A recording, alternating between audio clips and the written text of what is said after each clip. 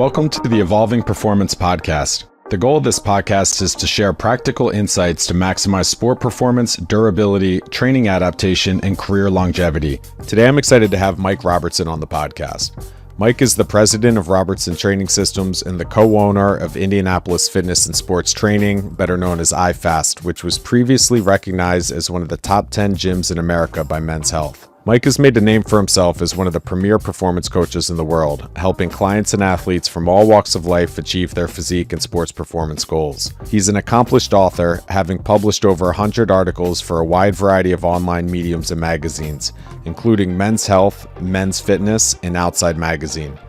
Mike is an exceptional educator and has produced several products and resources to help trainers and performance coaches improve how they design programs, which is the topic we dive into in this conversation. In this episode, we discuss the key training methods that form the foundation of an effective training program, how to assess athletes to identify limitations and opportunities for improvement, how to balance programming to drive performance improvements with strategies to improve durability and longevity, how risk tolerance in training should evolve over the course of an athlete's career, and how athletes should approach training immediately after they've suffered an injury. Now, please welcome to the show, Mike Robertson. Mike, thanks for being here. Thanks for having me, man. Excited to be here. I think before we get into it, I just have to say that this podcast actually wouldn't exist without you. I think it was a conversation we were having, man, I think it was probably around a year ago, maybe a little bit earlier, that you planted the seed that maybe I should start a podcast and started looking into it a little bit. And, I think I probably peppered you with more questions. You're probably sorry you opened the door on that one, but not at all. Can't thank you enough for all your help in getting this up and running. Yeah, man. It's funny. You are not the first, and hopefully you're not the last. But like yourself, Adam Lewakino, who was with the Phoenix Suns for like 5 years, I feel like I've had this conversation numerous times now, and I've always been of the belief, back in the day, it was blogs. You know, everybody was writing blogs, so I gave people advice about that, and I was kind of early to the podcast game.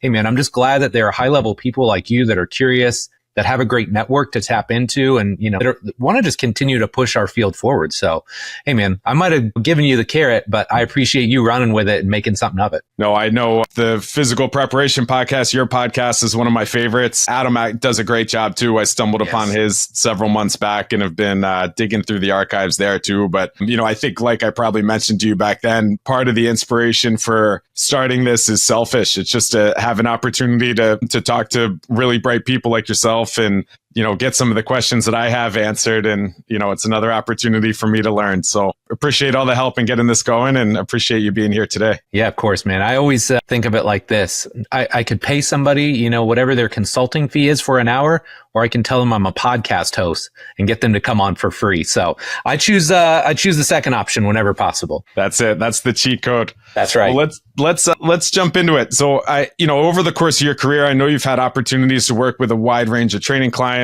You've had professional athletes, youth athletes, healthy general population people working around injuries, et cetera. So, with the diversity in the training population and the training goals that you've had an opportunity to work with, I just want to talk to you about your approach to designing programs. And we'll have some questions for you about how you individualize programs that we'll get into a little bit later here. But can you start by talking about just what the key core ingredients are that you use to build a training program, almost regardless of the population? So, what are the big rocks that you start with? Yeah.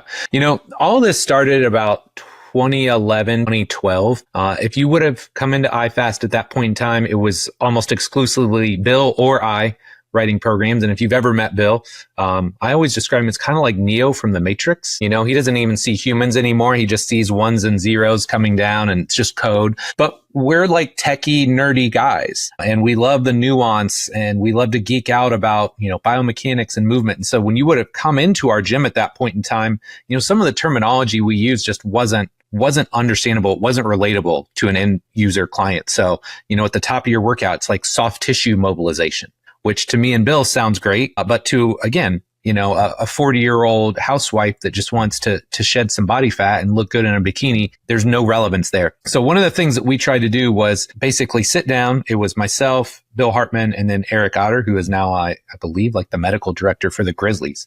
But we were sitting in the Purple Room one day and we said, okay, well, what are all the constituent parts of a workout?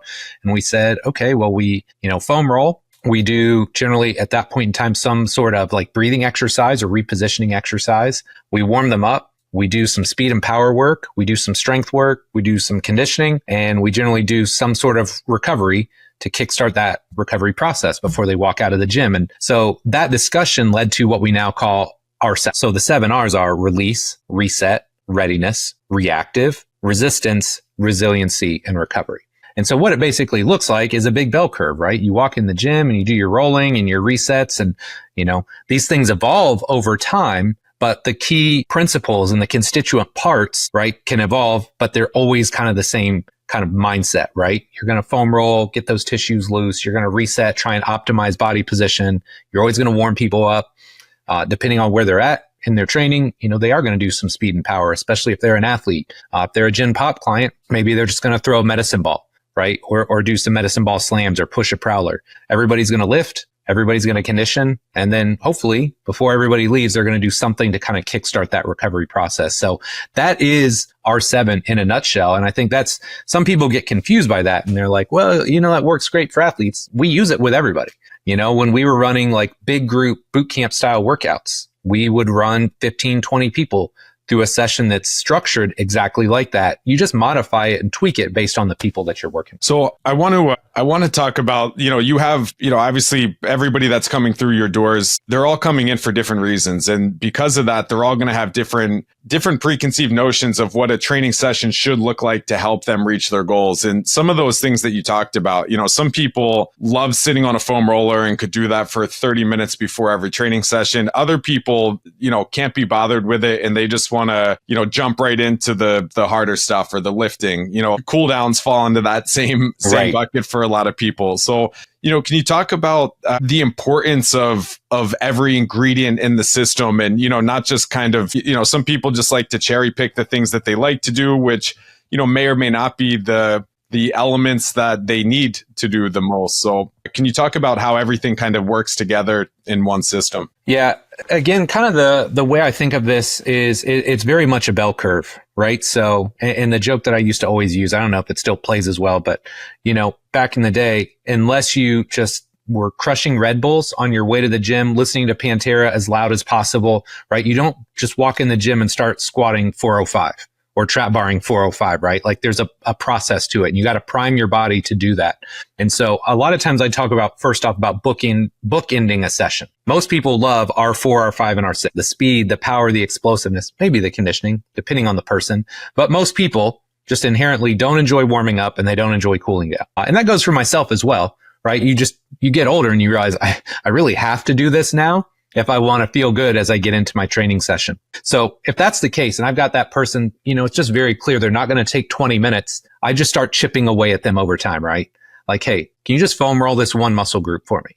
Will you do these 4 mobility drills? And so I tend to find that over time, I can wedge myself in there and I can make that gap a little bit wider and I can get them to do a little bit more. But I'm always trying to educate. And I think that's what a lot of this comes back to.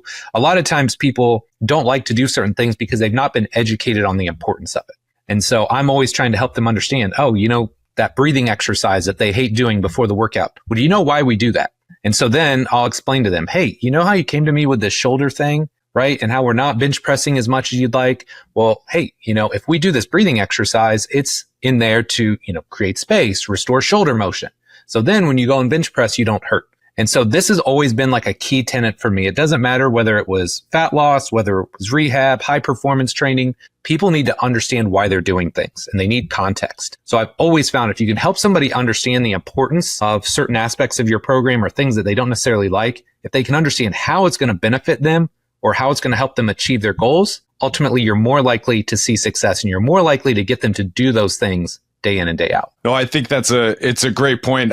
Warming up seems to be one of the ones that's the hardest sell for people. And it's interesting because it also can be the most impactful, not just in terms of, checking a few boxes that can impact long-term durability and longevity, especially in terms of joint health. But also, warming up by definition, increased body temperature, increased blood flow, you get increased oxygen delivery. Yeah. Your body's more efficient at utilizing the oxygen, better range of motion. But then there's some other things from the nervous system standpoint too, like contraction speed, reaction speed, all those things increase. And, you look at that and it's warming up can positively impact literally every aspect of performance. And that, we're not even touching on decision making, which similarly benefits from an actual sports standpoint. But, that seems to be the lowest hanging fruit of if you just did this, it would have such a profound positive impact on your performance. And, it has its own longer term benefits as well. Yeah. I mean, I can literally tell you because I've got like my little warm up routine and some of the stretches I've done literally for decades now. And I'm at a point now where I'm so locked in and I know, hey, when I do this reverse lunge, I know how my body should feel. And there was one day last week, like, first off, I just have the world's like most dominant VLs. Like they take over everything. And so I can tell, like, if I haven't foam rolled, I'll be like, I feel that on my knee. Like I never feel that on my knee. And it's like, no, I just didn't roll. Like I didn't foam roll that area. So it's like being in tune with those things, I think makes a big difference. And then like you kind of alluded to, it's like, hey, if you just do these things regularly for a couple weeks, you will feel a benefit, right? And again, I'm not going to convert somebody that never warms up to maybe like a 20-minute extended warm up. But if I can even split that difference, if I can get them to commit 10 minutes, I guarantee that's going to make a huge impact on how they move and feel during their session. Mike, let's circle back to your intake process. So when somebody comes in for the first time, what information are you collecting from them, both in terms of the conversations you're having with a new client and then any assessments that you do? Yeah. And I'm going to give you two answers here because, if it's an athlete, the process looks similar in both respects, whether it's a Gen Pop client or like an online client versus an athlete. But in a lot of cases, if it's a Gen Pop client or somebody that has more like body comp goals, maybe they're a little bit older, they're not playing sports competitively, there's always this Q&A that I start people off with because I'm a big believer in rapport. I'm a big believer in really understanding what is meaningful or important to this person. It also kind of gives me some ideas as to what levers I need to pull, on those bad days or maybe when they're struggling a little bit. But there's always a Q&A process where I just try and find out more about them. What are their real goals? What injuries or, potential orthopedic issues are we looking at or working around? And then I'm always trying to come back to them with like, what do you need to change? Because I think sometimes when people hire a trainer, they think they're outsourcing their results. So if I start working with Mike or I start working with Kevin, my results are guaranteed. And and I both know, no, there's a give and take here. Like I can help you with the programming, the accountability and the coaching, but you have to do the work. You have to fuel your body appropriately. You have to get enough sleep. So I'm always trying to figure out, okay, what are the things that I can do to help them? And then what are their red flags for themselves that they need to think about or they need to work on? So I always start there regardless of client. Now, if it's an athlete, I'm going to do a little bit deeper dive. And we're going to go through a warm up process. And then I'm going to do as many athletic movements as I can with them that are, respective of their sport. So, for basketball, I'm going to watch them accelerate. I'm going to watch them backpedal. I'm going to watch them hip turn. I'm going to watch them lateral shuffle, do all those movements that they're going to do on a court. So there's like this sport specific element. And then there's just a movement specific element. And so now this is where I'd circle back to athlete, Gen Pop, regardless. I want to watch you squat, hinge, lunge, push up, touch your toes, just getting an idea of their basic overall movement foundation. So for me, I don't need like a standardized test for this. I just want to watch people move in all these different environments, a specific environment, a general environment. And then with an athlete, kind of the final piece that I would do, and again, circling back to like basketball in this case, I would probably put them on a vertex.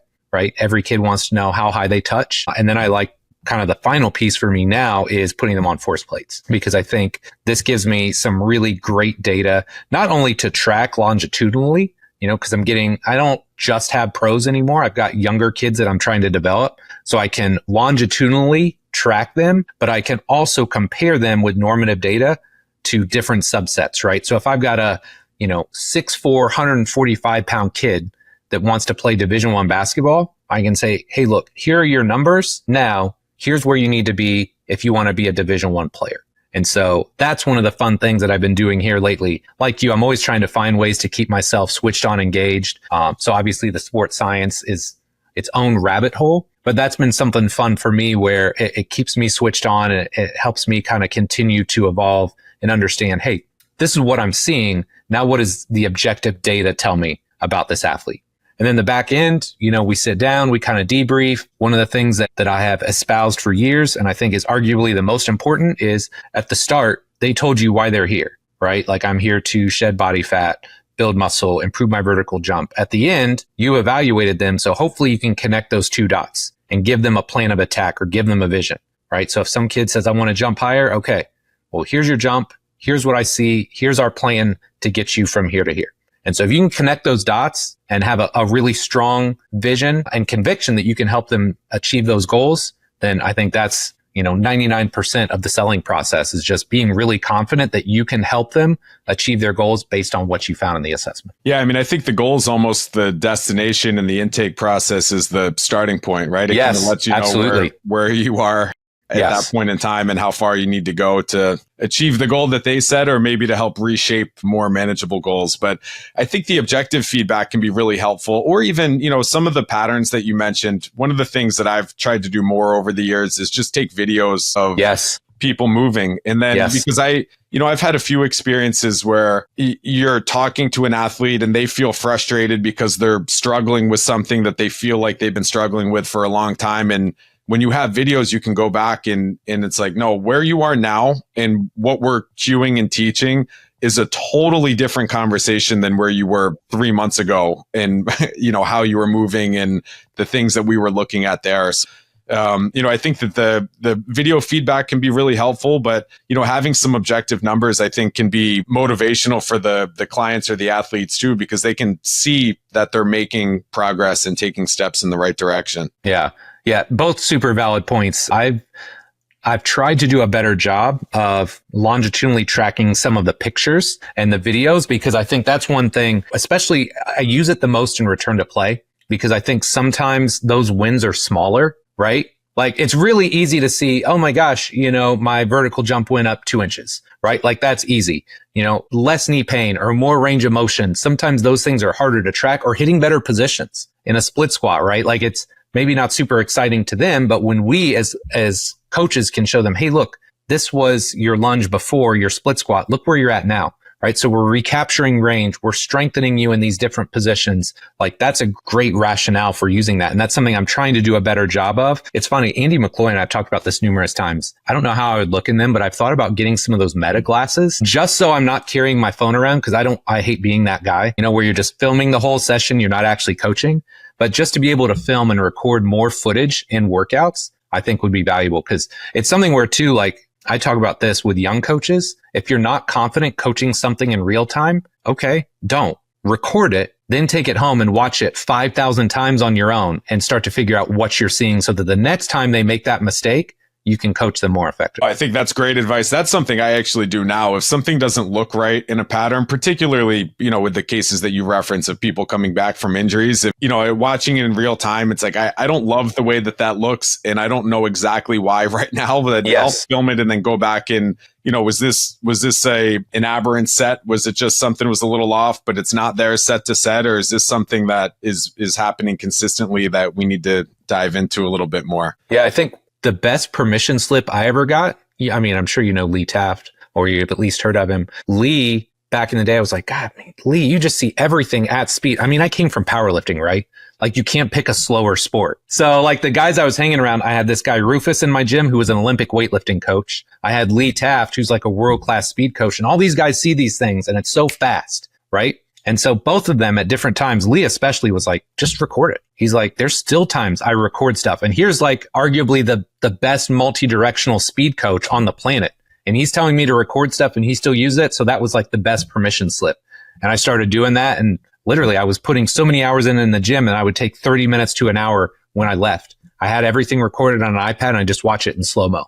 And now, lo and behold, I'm a pretty good speed coach. So that stuff makes a huge difference. Oh, for sure. Do you are there elements of testing that you integrate into the training process, or, are you doing follow-up testing on any of the things that you do with the intake? Does that guide your decision making on future phases, or if you're going to progress somebody from one stimulus to another? Yeah. So with regards to movement options, what I will generally do is start somebody maybe a half step behind where I think they should be. Right. So for example, let's say somebody could probably do a 2 kettlebells front squat, but I'm going to start with just a goblet squat. And I'm going to do that partly because I want to build that confidence in the gym. I want them to feel comfortable with me, especially if it's a new client, right? You kind of want to build that relationship and that rapport. And so it's a lot easier if I start them at a spot where I know they're going to be successful. And then it's just like, oh man, you're crushing this. Like, let's keep moving forward. So in that case, absolutely. But also when it comes to some of the objective stuff, where, and again, I don't proclaim to be an expert at this, but, going in after an assessment and looking at somebody's force trace, right? Looking at their numbers, putting them up against that normative data. So here's a great example. I have a kid, he's a junior now. He's going to be a senior next year. He's committed to a D1 school. And so I took all of his jump data and I compared it against all the normative stuff. Drake Berberet from Hawken had it was like 90 or 100 Division I players, Power 5 schools. So he's got hey, what is an average jump height, all these things. And he's got all the metrics. So I plugged this kid up against all those, and you can look and you can see very clearly his braking is off the charts, right? So it's like a 17, 18-year-old kid going into college. His braking is like 97, 98th percentile. Okay, check that box. Let's maintain that. He doesn't need to work on that. But then you look at some of his propulsive metrics and it's like 40th percent, 42nd percent. Okay. So this has given us very clearly something that objectively we can work on. And if we can move this up, I think it's going to prepare you to play at that next level. And so I think that's what's fun about this. And, again, this is why I get kind of nerdy, but I think if we can learn to harness that and we can create good data sets, if we understand normative data, ultimately, I think that can drive us in the right direction to where we don't have to be as subjective about some of our programming, right? Oh, I think this guy needs this. Well, no. Based on our data, it'd be really nice if somebody just said, no, he's really good at this. This is what you need to be focusing your time on. So I think that's something that, I'm trying to lean on a little bit more now. Like I'm always going to lean on my intuition because I'm kind of at that age where it's like, I love the technology, but I've also been doing this for a while. So I got to find that balance. But yeah, I'm definitely excited about that and trying to find a way to balance my intuition with data to try and come up with the best possible solution. You brought up the word balance a couple of times. And, I think when I first connected with you, whatever it was, 2 decades ago, yeah. I learned a lot from you in how you were breaking down movement and, the importance on restoring range of motion in certain areas and restoring control in certain areas before you just kind of keep pushing the envelope on how strong somebody gets, for example. And, I think now, with IFAST, with your facility that you share with Bill Hartman, one of the things that I'm curious about, Mike, is just how you balance movement limitations and addressing those with people with performance deficits, and particularly in athletic populations. Sometimes, people come in and when you take them through, any form of testing, there might be restrictions in the ankles or the hips or the thoracic spine that are important to address, and they definitely need to be addressed, but they may also be too slow or too weak or not in good enough shape. And, there's, a give and take there where if you're a perfect mover, but you're still too slow to win a race, then it doesn't help. Doesn't matter. So how do you go about finding that balance in your programming and in your discussions with your clients? Yeah. And I think this is one of the hardest things, not just as a coach, but as an industry, we struggle with this because I think it pays the most to be a specialist, right? Like the best overall general coach probably isn't super well known, but the mobility expert on IG, everybody knows them, right? Or the strongest 5 people on IG, people know those people. So there's value in like specialization and being well known, but I think the best coaches are very diverse in their approach, right? So the way I think about this is I tend to think of there's really 3 buckets, right? Now we can get into the nitty gritty, but I think there's mobility and movement capacity. Right? Like that's one bucket that I think we can all agree every athlete needs a certain amount of mobility, movement capacity, movement options, however you want to think about it. Second is our neurological outputs, right? So our speed, our strength, our power. Every athlete needs certain levels of those. And then finally is like our metabolic optimization, endurance, conditioning, however you want to think about it. But I think what happens is the same things that happens on the internet, the same thing happens when it comes to coaching. Right? You get some people where it's all about just mobility and movement options, and they spend 3 months trying to create this perfect mover. There's other people where they just look at it through a strength lens, and I live there, right? I lived there early on where it's just strength, strength, strength for months on end. And then there's other people where it's all about conditioning. And so I think what you have to understand is you have a finite amount of time in an off season, right? So if I'm going to work with one of your athletes and I'm going to send them back to you, I've got 12 weeks. So I'm going to spend that first block restoring as much of my movement options as I can. All right. Like that is priority one, because, if somebody comes off and how many games do you guys play? 80, 90? 82 regular season games. So it's like the NBA. Hopefully more. Yeah, hopefully more. So let's just say you're playing at 80, 90 games a year, right? You're going to lose movement options, right? You're going to lose mobility. Your center of gravity is going to get pushed forward. Okay. So I know in that first block, my primary goal is to shift your center of gravity back, restore movement options, and start to rebuild like those connective tissues, right? So that's block one. Now, block two, I would love to say is just pure strength, but we also know you can't just go back to pure strength exercises without respecting the fact that you just spent a month or more recapturing movement options. So this is where, I'm going to chase force production, but in a little bit more intelligent way. So, hey, maybe my big bang lifts are going to be a front squat versus a traditional back squat or a safety bar squat, things that allow me to work through a larger range of motion, but still maintain some elements of force production. And then that final block, hey, now we're just layering in those elements of speed, power, explosiveness, conditioning. But I think it's always respecting the fact that you just spent, a certain amount of time developing a physical quality. Right? And so if you deem that important, what you don't want to do is just move on to the next block and forget what you just did. You're just always kind of layering and building. So, hey, I just spent a month recapturing movement options. Great. I want to maintain those. Now let's build some force production on top of that. All right, great. Next block. Now let's maintain our force production.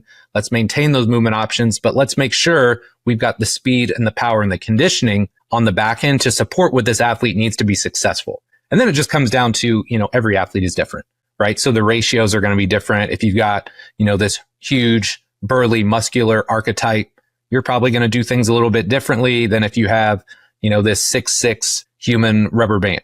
Right? They're just different people. But I think if you can understand those basic tenets or that kind of progression, then it just comes down to, okay, now what ratio is best for the person standing in front of you? That's a great point. I think I think of that idea almost like like the producer in a recording studio, that you have these, these different dials and you're kind of pushing up the emphasis on restoring movement capacity early on and maybe dialing down the emphasis on speed work, for example. And then, over the course of the off season, you're just kind of changing the emphasis, but all of those areas are still present throughout the entire program. Yeah. Bill talks about interference or secondary consequences. And I think that's a good way to look at things, right? Because if you're just banging heavy weights, it's really hard to get, or at least in the traditional sense, right? Like imagine you're just doing heavy barbell back squats, barbell bench press. And again, I'm not banging on these lifts, but just as an example, it creates interference if you're trying to recapture mobility at the same time. So trying to choose better exercises that reinforce what you just worked on are important. And then just respecting, I think this is really important too. And I think sometimes, again, people get caught up in, if you don't have enough mobility, you're going to get hurt, right? Or there's the strong things don't break, right? Or endurance is, you see where I'm going with this. Like all of those things can be protective. And so when you start to respect the fact, hey, having more movement options to a degree is protective. Having strength to a certain degree is protective. Having enough endurance capacity is protective. It just makes you better understand like, hey, all of these things are important. So I should probably put at least some emphasis on all of them in my off-season development. Well, that makes sense. You've mentioned a couple of times, Mike, just the idea that certain exercises, the example you just gave, like the traditional, the back squat, the bench press, kind of the big three, that if you're in a phase where your goal is to restore movement options, that may create an obstacle, at least at that time when you're, when you're chasing that goal of restoring movement capacity. Can you give, at some point we'll have Bill on and we'll kind of do a deep dive on the archetypes and, how he's looking at that process. But, just from a programming standpoint, are there general recommendations for exercises that are less likely to create that interference effect for people in general? Yeah. So I got asked this on Joel Smith's podcast a while back, and I keep finding myself choosing a handful of exercises. So I kind of think of those as my go-tos, right? Like my early off season, my recapturing motion. Now, this isn't to say that they're the best for force production, but when it comes down to, hey, let's just get this person moving and feeling better. right? Some of the big ones I always use are like a reverse sled drag, some form of heels elevated, anterior loaded squat. So that could be goblet, 2 kettlebells, zerker, spin the safety bar around, tons of options there. Generally, when I'm thinking pressing options, I'm not going like a standard barbell press. Generally, it's alternating variations, floor pressing variations. And then I'll send you the video if you can drop this in the show notes, but I just call them pulling exercises. And now most people would think like dumbbell rows, chin-ups, those sorts of things. And again, those are great at a certain time and place. But I'm thinking more exercises like cable variations that allow you to create length, right? So like one of the things that I'll do is sit on like a bench or a box, dual cable, where it's literally pulling me up, right? I'm creating length through my torso, through my arms, and then I'm working on like bending side to side, or I'm working on rotating my thorax side to side. Because I think those are things that we tend to lose, right? When you think about just progressive loss of range of motion, whether it's through a competitive season, over life, again, center of gravity gets shifted forward. We lose that ability to turn and rotate. So I'm always thinking about how can I shift back? How can I recapture rotation, movement side to side? So those are some of the things that I'm always coming back to because I feel like they're easy wins. And immediately, if somebody doesn't feel good, if I incorporate those in their programs, they almost immediately start feeling good. Yeah, it sounds like, and correct me if I summarize this poorly, but exercises where you're shifting your center of gravity backwards. Yes. And exercises where you're decompressing. Yes. Yeah. And exercises that involve unilateral or reciprocal upper body movement where, one arm's working and the other one is either moving in the opposite direction or static. Yeah, absolutely. Another way to think about it is think of all the exercises you love to do as a kid. Think about the opposite, right? Because all the things that are great in general at like building muscle, they are more compressive. Right? So whether it's a squat, or like a back squat, barbell bench press, barbell deadlift, chin-ups, heavy bent over rows, chest supported rows, all of these things that are like bilateral symmetrical, they have a place, right? And so like, we talked about some of the younger athletes. If I'm looking to increase force production, if I'm trying to increase propulsive qualities, those are my go-tos, right? So it all comes back to like right exercise, right time, right client or athlete. And so the second you start to get away from, there's good and bad exercises. No, it's just like using the right exercise at the right time with the right person is really where the magic happens. And that's actually a appropriate segue. The next thing I wanted to ask you, and this is related to the discussion we just had, but, finding this balance between pushing performance versus enhancing durability or injury prevention. And, I think with every training decision, there's an anticipated benefit. There's what you're hoping to get out of it. And then there's a cost to that training. And, striking the right balance there, the risk reward and the recovery costs can play a large role in the short and long-term success of a training program. And I think within a similar context, athletes, training can be used to help drive improvements in different areas of performance. Or can be viewed more to improve their durability and their longevity. And, this is similar, I guess, to, you have movement and then you have performance goals. But I think of the clients that come in that say, I have camp in 3 weeks, what can we do to get in shape? And, Mike Boyle has the famous, like, you can't speed farm, yeah, training I like farming. that. You have to, create the environment and put in enough time to allow the positive growth to occur. But can you talk a little bit, Mike, about how you find the balance in how aggressive you are with some of your programming decisions as far as, based on the timeline you have, what's reasonable for a goal, and then, the expected cost of whatever method you're deciding to pursue, and, how you kind of find that balance? Yeah. Dude, this is such a good question. I guess I haven't thought of it exactly like this before. I mean, just respect the fact that if you're going to try and, again, speed farm your results, you're playing with fire, right? So the second you take an unprepared body, immediately start to train it hard or try and get it ready for a preseason, like, you're up against the wall, and I don't expect a good outcome. Now, it's not to say necessarily something bad is going to happen, but I don't expect good things to happen, right? Because they're not physically prepared. So this actually happened a little bit more with me last year, and it wasn't their fault, but I had a lot of guys that were transitioning from the NBA to overseas, or guys that had been overseas, played a lot longer than usual. And so then, it's crazy. Like the overseas season in Europe is actually longer than the NBA season. It feels like. because a lot of these guys are showing up in the first or second week in August and they may not get back. I had one guy that did not come back. I saw him for the first day, July 1. So, I mean, that's an incredibly long season. And so what ends up happening is you've got all of this time chasing performance goals, right? Outputs, performing, competing, and then your actual time to rebuild the body, right? All the things that we talked about were important, especially like mobility and movement capacity, restoring movement options, rebuilding connective tissues. It's just not a lot. It's not enough time to achieve some of those or to get them to a desirable enough level. Or even if I can do that, now I haven't had enough time to top off that force production bucket. And so to kind of maybe answer this in a different way, how willing am I to push with a high level athlete that has already proven themselves to be successful at a professional level? I'm not willing to push that much, right? Again, I'm thinking about how can I restore as much as possible every off season? Can I get as much movement back as possible? Can I top their force production buckets off? Can I make sure their endurance and conditioning are where it needs to be? Because they've already proven they have the physical tools and characteristics to play at the professional level. And they're making money, right? So every year I can get them healthy, get them back on the court for an entire season. They have the chance to not only play another year, but hopefully get a pay raise. So with that demographic, I'm not willing to push as much. Now, on the other side, if I've got a 15-year-old kid whose only goal is to play Division I basketball, now within reason, I'm going to push them, but I'm a lot more willing to push that athlete to help them get the desired changes. Because again, I don't want to say there's less at stake, but there are costs associated with it, but I'm willing to take some calculated risks knowing that, hey, we have to do these things if you want to be able to play at that level. There are some kids look, I love them. They're amazing kids, but they don't have the physical tools necessary. Right? Doesn't matter what training program I give them. Doesn't matter how hard they train, whether it's their size, their speed, their strength, body shape, whatever it is, they just don't have the physical tools. So, hey, I'm going to do the best that I can with you, but I also know that there's probably a limit on this versus others where it's like, hey, no, we just need really good sound training.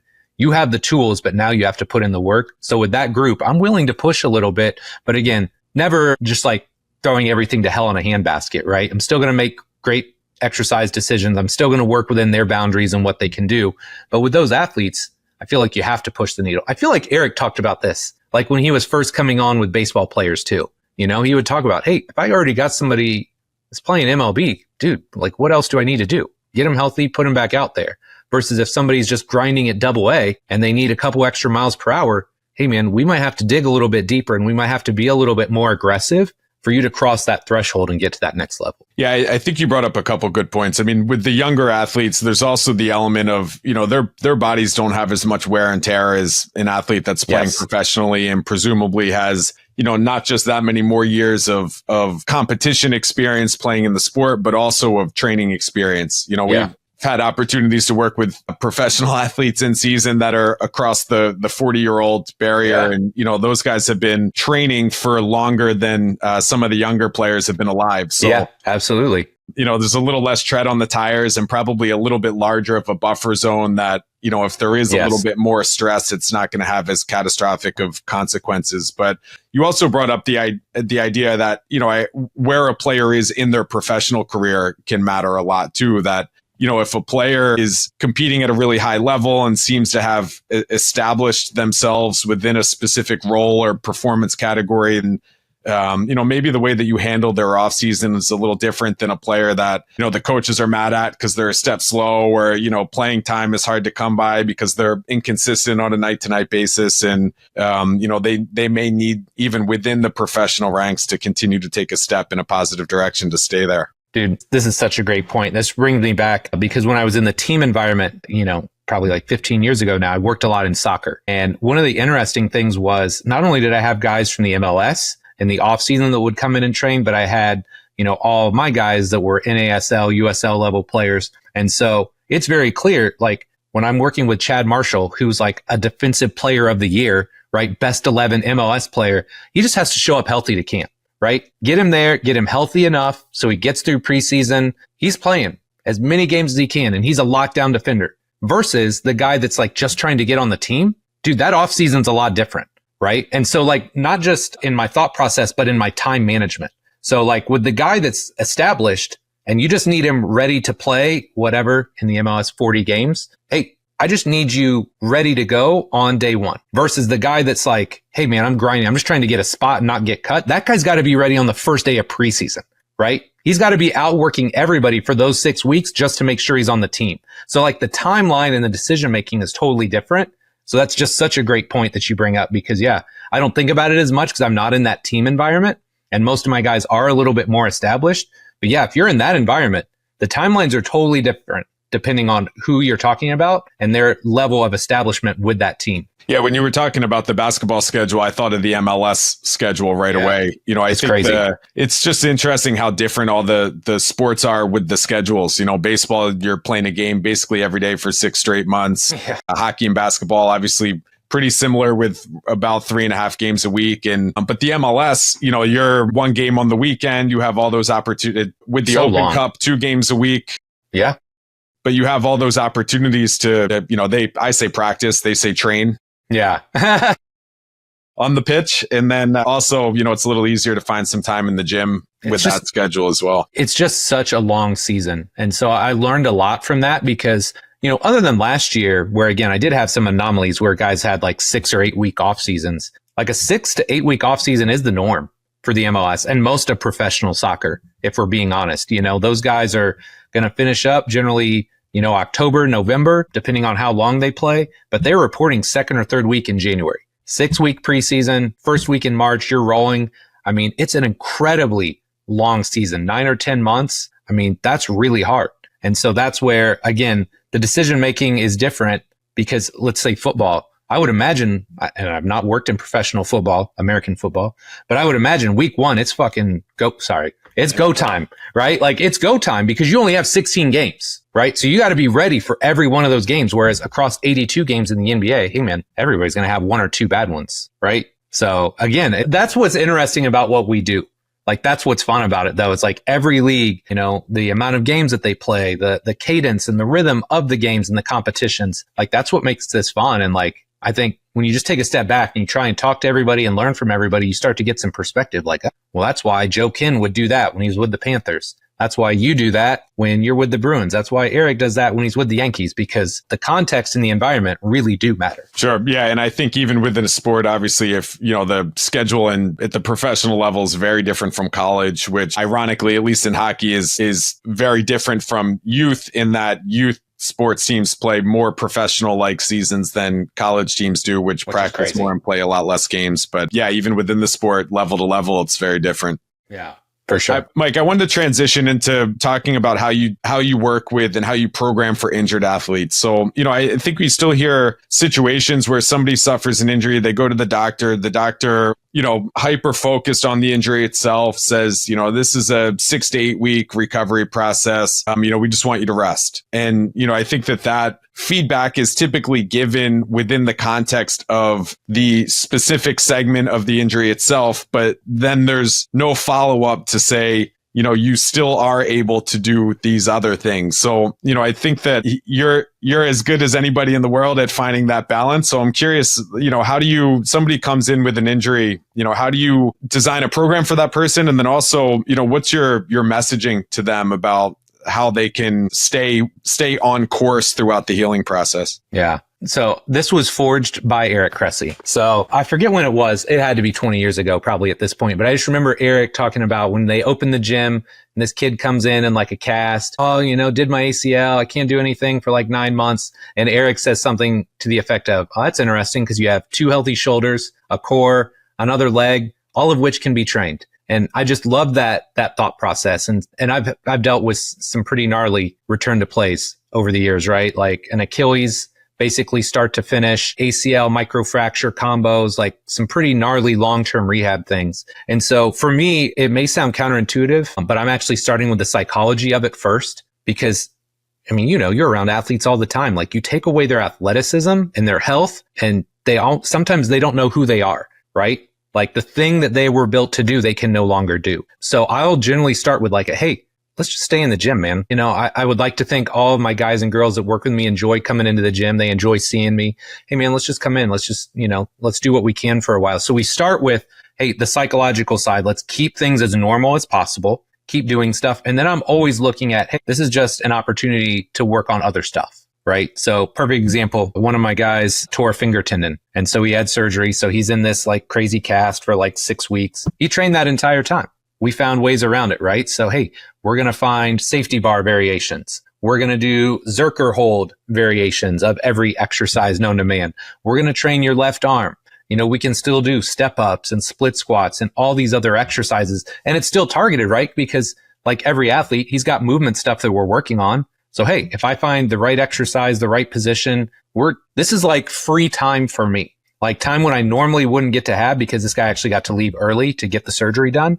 Hey, man, we just bought ourselves an extra month of off-season training where I can get your body feeling good. We can work on some of these deficits. And now we can make sure, hey, when you go out next year, you're even healthier or more resilient. So I look at it as like, I always try and spin it to them as like, hey, this is a good thing, right? And I think Adam Lewakino actually talked about this at one point, either on a podcast or something, but sometimes this is the first time in a very long time where this person has been allowed to train uninterrupted and just build and take care of their body. And so I think if you can come at it with that lens and that approach, a lot of times athletes are really responsive to that because most of them intuitively know like, hey, you need to take care of your body. But now it's like, hey, this is like some bonus time where we can really get you feeling right.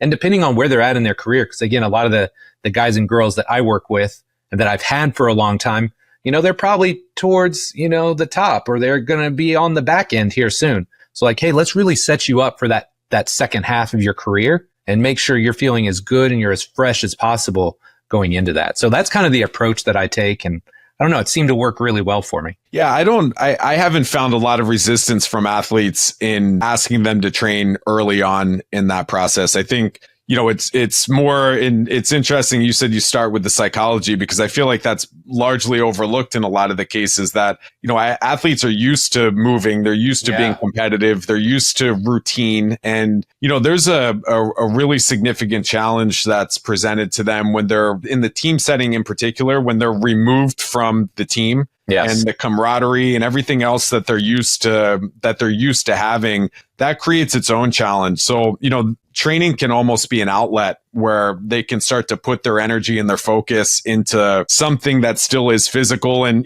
there's all sorts of reasons, hormonal responses to exercise. And, there's a long list of reasons why training the rest of the body may actually benefit the healing process itself. But, I also think this is an area that's important in the team setting too, especially when injuries occur during the season, is that, the second you stop stressing the body, it's detraining. It's adapting to doing less. And when a player has to transition back into their sport, as they're accustomed to a certain workload, and keeping training present throughout that recovery process can help minimize the detraining so that their ramp up and transition back into the sport is faster too. And, I think every now and then there's a story about an athlete that, suffers some injury and then they have this recovery, this return timeline that is significantly outpaces what, the general population is told is a normal timeline for that. And, I think what people don't see behind the curtain is that they are starting to train almost immediately. There's medical checkups on a daily basis, multiple times a day, to see how they're responding to that stress. And, obviously in your environment, like between you and Bill, you have a really tight feedback loop on, this was our input. How was the response? Do we scale up? Do we scale down? Do we scale different? Are we, creating different stressors? And when the path is guided that tightly, you can accelerate the timeline of return because you're pushing as hard as is safe at every single step along the journey. Yeah. And this is something that I really try and push as well, is that the more often I see you, the better this is going to go. And again, it's just like you alluded to, it's those feedback loops, right? If I'm seeing you every day, I'm getting this constant feedback loop of, okay, we did this. How do they move? How are they looking today? Versus if I only see you like twice a week, it's really hard for me to tell, like, was it the training session? Was it the 100 golf balls you hit yesterday? Was your kid keeping you up last night? Like those tight feedback loops. And I think that makes such a huge difference when you're in a return to play environment. Right? The more often you can see somebody, the more often you can get hands on them, eyes on them, work with them. I just think it speeds everything up. And I think there's probably an analogy there for young, healthy athletes too, that, maybe sign up to train twice a week and then miss 2 weeks for AAU tournaments. And, in my case, summer league hockey showcases and all these other things when, the consistency is probably the not so secret ingredient to success there. Well, look, this is something where really until this year, I only took one or two high school kids and they were high level, right? Like one was a senior, McDonald's All-American, went on to play at Kansas. There was another kid who's a junior. He's going, committed to a D1 school. Now I'm taking a few more high school players because again, like there is fun, right? In that age group, in that environment, because with pros, a lot of it's just management, right? Like we talked about, just top those buckets off versus these kids, they're more malleable. There's more real training and development that goes on. But I've also had to have the discussion, and maybe it's just my age at this point, but it's like, I'm very okay with saying, look, man, if you're not going to get in here at least twice and preferentially 3 to 4 times a week, like we're all wasting our time here. Like, in fact, when IFAST was running, where we had like, true coaches versus independent contractors, we even had it basically language as like in-season training was 1 to 2 times a week. Off-season training was 2 to 3 times a week. And that was geared towards high school kids, but it kind of puts that mindset in their brain. It makes it top of mind because, hey man, you don't go in season and I don't see you for 3 months, because then we're back to square one, if not worse. So just trying to set that expectation and that standard, I think, is really important as a coach. Mike, I know we're up against the clock here, so got a handful of questions that came through in Instagram yesterday for you, but we'll just stick with 2. The first one is, what are your go-to exercises for improving hip internal rotation? And, that may be a tough one to talk through. So if there's any videos or resources that are better for you to reference, feel free to shout those out. Yeah. So I would say I've got actually a pretty popular YouTube video. It's just like called Hip Mobility. That's like what it says on the title, but it got quite a bit of traction. So there's some really good exercises in there. 1 or 2 that I really like an inverted lazy bear, if you've ever seen that. So elbows on the ground, your knees are up on like an AirX pad. So kind of breathing back, working on you can even, after you've got a couple breaths in, working on some internal rotation from that position tends to work really well. And then, I know PRI called it something. I just think of it like a sideline hip scissor. So feet are on the wall, roller or ball in between your knees, and just working on shifting the hips forward. But again, you got to have the feet contacts, right? So think tripod foot on the wall, shifting those knees forward and back. And a lot of times I'll do a breath cycle in each position, right? So like knee forward, inhale, exhale, shift back, inhale, exhale. So just working on trying to get those hips to like scissor and move independent of each other. Those are 2 of my favorites that I'm using quite a bit with my people right now. Those are great ones. We've actually started to do almost a combination of the 2 that you just described, as far as, small ball between the knees in a quadruped position. And just, I think of it almost like you're pulling your foot after you step on gum. You're just kind of sliding your knee off the ground, pausing, and then coming back down. But similar feel to the sideline one. Yeah, I love it. I love it. Question 2, how do you approach programming for the early off season? So, we touched on this a little bit already, but he was asking specifically, integration of isometric exercises, eccentric contraction focus. Any comments there? Yeah, so this is good. And this is a little bit more nuanced. So I kind of gave you the big picture approach of like shift center of gravity back, rebuild connective tissues. So I will absolutely do some longer duration ISOs. So again, my basketball specific clients, there's a lot of patellar tendinopathy, jumper's knee, however we'll want to think about it. So in a lot of cases, there is some longer duration ISO holds, Spanish squats, that sort of thing, to try and relieve that, or just the analgesic effect. But I got a couple guys in particular, like if you look at them, like if you could make a human looking rubber band, that's who they are. Right. And they can jump out of the gym. So a lot of elastic, just energy storage there. So we'll generally start with some isometrics there. But yeah, this is absolutely a time where I will bias some eccentric stuff. And again, just trying to rebuild that muscle architecture. Right. And let's just even take it back a step from that. Instead of just thinking muscle architecture, just think about contraction types on a court. Everything is fast, elastic, stiff, right? Versus here, I want longer time under tension, fuller range of motion, slower and more controlled eccentric. So again, we're overloading muscle versus connective tissue.